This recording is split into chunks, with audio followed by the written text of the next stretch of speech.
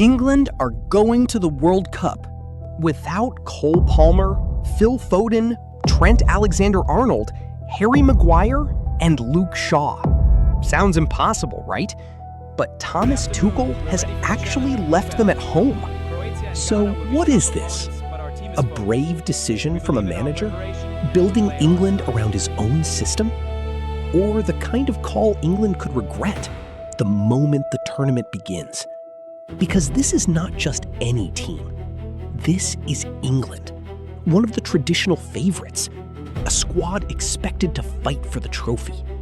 And when a team like that leaves out this much talent, every decision becomes a story.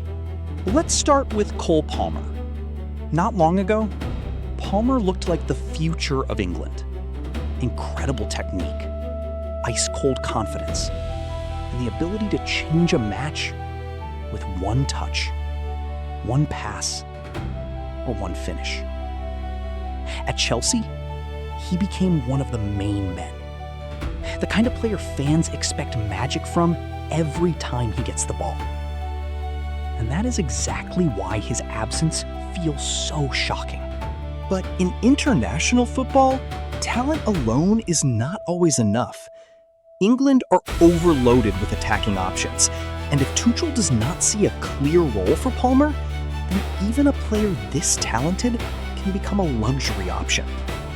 Maybe Palmer was not left out because he is not good enough. Maybe he was left out because England simply had no perfect place for him. Next, Phil Foden. And this one is even more complicated. Foden is a Manchester City star, a player with trophies, big game experience, technical quality, and real football intelligence. At club level, he can look like one of the smartest players on the pitch. But with England, there has always been one big question. Where exactly do you play him? On the wing? England have options there. As a number 10, there is huge competition. In a free role? At a World Cup? That can be a risk. And that is the strange thing about Foden.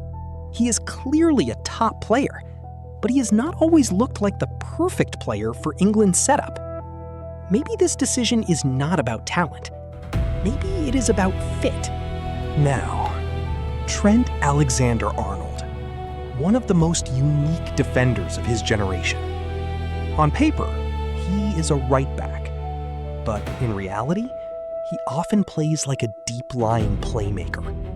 His passing range is ridiculous. He can break lines from 40 yards, switch the play instantly, create chances from deep, and turn defense into attack with one ball. But at a World Cup, a right back has to do more than create. He has to defend against elite wingers, hold his position, protect the space behind him, and stay locked into the structure. Trent gives you creativity, but he can also force the whole team to adjust around him. Maybe Tuchel decided that in tournament football, defensive balance matters more. But here is the question. If England struggle to break teams down, will they miss Trent's passing? Then, Harry Maguire. And this might be the most emotional one. For years, Maguire has been a major figure for England. Huge tournaments, important goals, aerial dominance, experience at the back. Yes, his club career has had difficult moments. He has been criticized, mocked, analyzed frame by frame. But for England, he often delivered when it mattered. And now, he is not going to the World Cup. Maybe Tuchel wanted to refresh the defense. Maybe he wanted more pace, more mobility, players better suited to a higher line. Maguire is strong in the air, strong in duels, and full of experience. But if England want to play faster, higher, and more aggressively, Tuchel may have preferred a different type of defender. Still, at a World Cup, experience matters. And if England concede from a set piece, or lose control in a knockout game, Maguire's name will come back very quickly.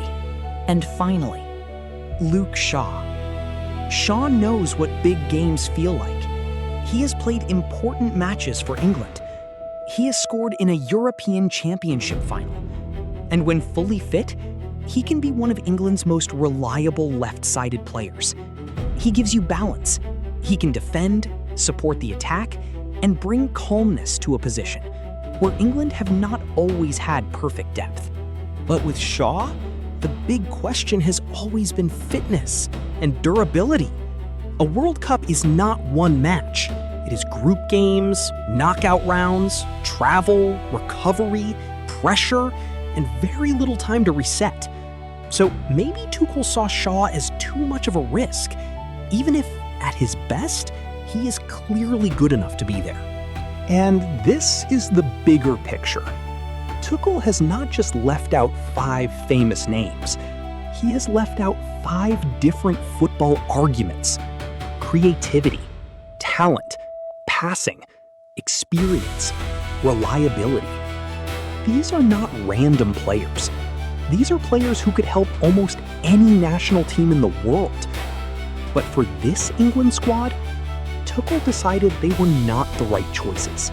And now, all the pressure is on him.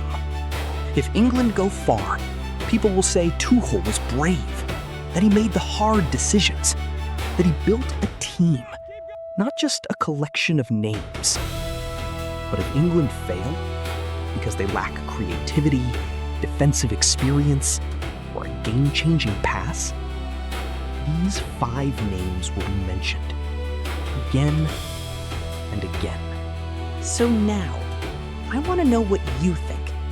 Which one of these players would you definitely take to the World Cup? And who do you think is Tuchel's biggest mistake? Let me know in the comments.